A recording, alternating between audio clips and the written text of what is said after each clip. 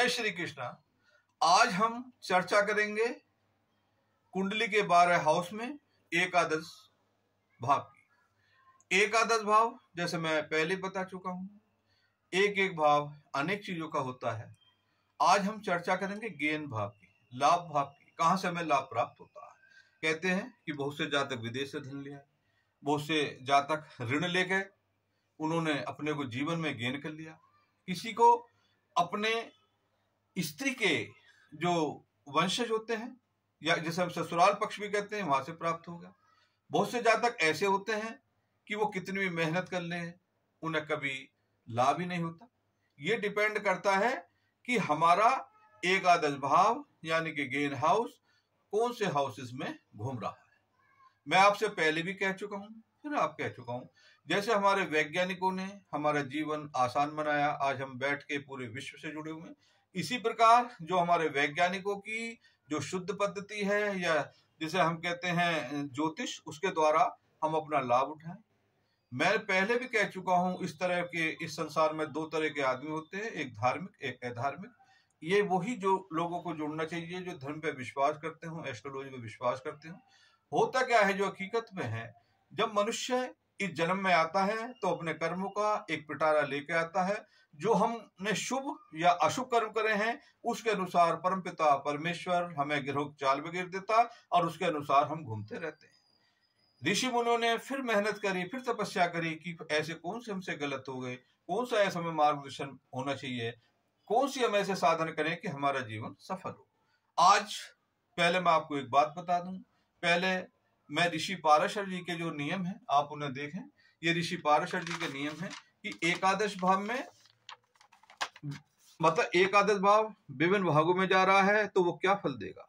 फिर ऋषि पाराशर जी कहते हैं कि हमेशा ध्यान रहे कि देश पात्र काल यानी कि अपने अनुभव से भी थोड़ा इस चीज को देखें। आज मैंने ये बताया ऋषि पाराशर जी क्या कह रहे हैं, इसमें मैंने कोई छेड़छाड़ नहीं करी। जो ऋषि पाराशर जी ने बताया वही मैंने आपको बता दिया कि एकादश भाव विभिन्न भागों में जा रहा है, वो क्या कर रहा है, इसे आप ध्यान से पढ़ें।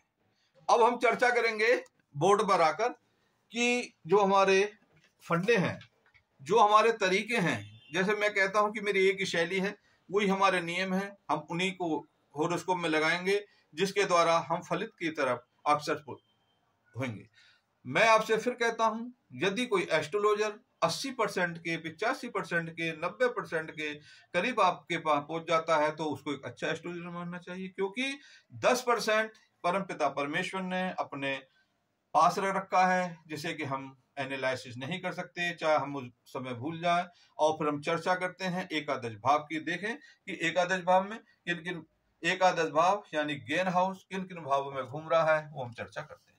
देखिए, मैं पहले बता चुका हूं, इतनी जरूर सीखें आपकी कितनी राशि हैं, कितना हमारे भाव हैं, कितने हमारे नक्षत्र हैं, कहाँ हमारा ऊंच होता है, कहाँ हमारा नीच होता है।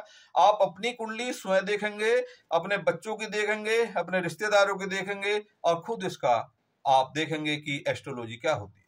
पहले मैंने बताया, यदि एक लिख रहा है तो मेष, आपको बार बार मैं ध्यान दिवा देता हूं, 2 है तो वृष, 3 है मिथुन, 4 है कर्क, 5 है सिंह, 6 है। इस तरह से मैंने मेष से लेकर मीन तक सारी राशि लिख दी। फिर मैंने इनका स्वामी लिख दिया, जैसे कि मेष का स्वामी मंगल, वृष का स्वामी शुक्र, मिथुन का स्वामी बुध, कर्क का चंद्रमा, कन्या का बुध, तुला का शुक्र, वृश्चिक का मंगल। या मंगल 2 बार अचानक नहीं आया, क्योंकि 1 और 8 राशि का जो स्वामी है वो मंगल है। अब ये गलती से नहीं लिखा गया, जैसे मकर का भी स्वामी शनि है और कुंभ का भी स्वामी शनि है। जो समझते हैं थोड़ा, जो ना जाने उसे सीख लो। 1 नंबर मेष, 12 नंबर मीन, 6 नंबर कन्या, इनके स्वामी कहाँ ऊंच के हो जाते हैं, कहाँ नीच के हो जाते हैं। अब जैसे कि हम चर्चा करेंगे कि 12 हाउस है, मैंने बताया यहां पर कोई भी नंबर हो सकता है, हमें इस नंबर से कुछ नहीं लेना, क्योंकि ये लग्न होता है, 2-2 घंटे में लग्न बदलता रहता है। हमें तो केवल इसको ध्यान रखना है। प्रारंभ में क्या करते हैं हम, 1 2 3 4 5 6 7 8 9 10 11, ये 11 नंबर। यदि यहाँ 11 नंबर है तो 11 के देखें या शनि। यदि यहाँ किसी कारणवश 2 नंबर आ जाता है तो उसका स्वामी शुक्र।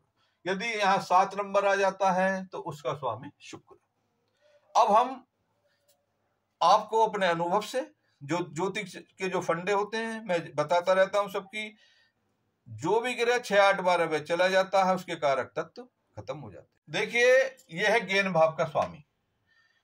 पहले हम जाएंगे प्रथम भाव में। यदि इसका स्वामी सपोज कर लो शनि है, ये अगर लग्न में आ जाए तो जातक धनवान होगा, नित्य लाभ करने वाला होगा, नेम फेम वाला होगा। यदि ये एकादश भाव का स्वामी सेकंड हाउस में है तो अपने परिवार से धन लेगा, अपने निकट संबंधियों से धन लेगा। यदि ये लग्न एकादश भाव का स्वामी थर्ड हाउस में चला जाएगा तो उसके जो भाई होंगे वो हमेशा उसे बेनिफिट देते रहेंगे और जातक अपनी मेहनत से अपने पराक्रम से धन कमाएगा।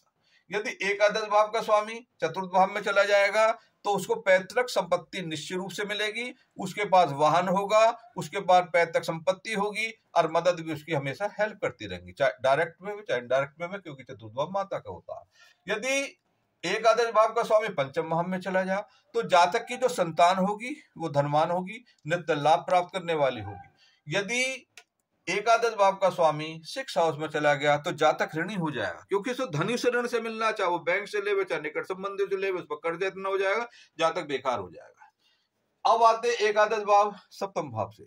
यदि सप्तम भाव में चला जाएगा तो जातक का स्पाउस यानी कि मेल की तो फीमेल उसको धन कमा कमा के जोड़ देगा।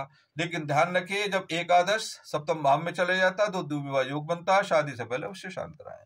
फिर आ जाता है अष्टम भाव में। यदि लाभ भाव का स्वामी अष्टम में चला जाता है, हर कार्य में रुकावट, परेशानी, निर्धन, हर कार्य में जो मेहनत करेगा उसे फल नहीं मिलेगा।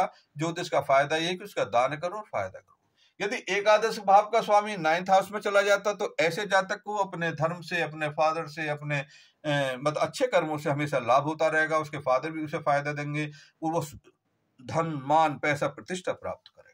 यदि एकादश भाव का स्वामी 10th हाउस में चला जाएगा तो जातक राजमान्य होगा। राजमान्य मीन्स 10th हाउस जो है मतलब प्रसिद्धि का भी होता है, किसी के ऊपर डिक्टेटरशिप करके, किसी के प्रशासन करके अपना धन कमाता और धन, मान, पैसा, प्रतिष्ठा सब प्राप्त करता है। यदि एकादश भाव का स्वामी अपने घर में बैठ जाए, हमेशा ध्यान रखो, जो भाव स्वामी दुष्टो तत्स्व वृद्धस्ति अपने घर में बैठा है तो जातक नित्य लाभ प्राप्त करने वाला, तो उसमें हर चीज होगी। यदि एकादश भाव 12th हाउस में चला जाए, हर कार्य में उसका धन का व्यय हो जाएगा, कोर्ट में, कचहरी में, इन्वेस्टमेंट में कमाएगा, थोड़ा खर्च होगा ज्यादा। लेकिन देश पात्र काल के हिसाब से ये विदेश है। यदि जातक अपने घर से दूर स्थान जैसे विदेश चला जाए, वहां वो जातक अवश्य धन प्राप्त करेगा। मिलेंगे इसी तरीके की वीडियो से और हम आपको सारे के सारे भावों के बारे में बताएंगे। फिर मैं आपको बता देता हूँ, जो भी रिजल्ट निकलता है वो पूरी कुंडली का विश्लेषण कर से मिलता है, जिसे हम कहते हैं PSEG यानी कि पॉजिटिव एस्पेक्ट कंजक्ट स्थिति दृष्टि युति। फिर मिलेंगे ऐसी ज्ञानवर्धक वीडियो के साथ। वाणी को विराम देते हैं। जय श्री कृष्ण भगवान।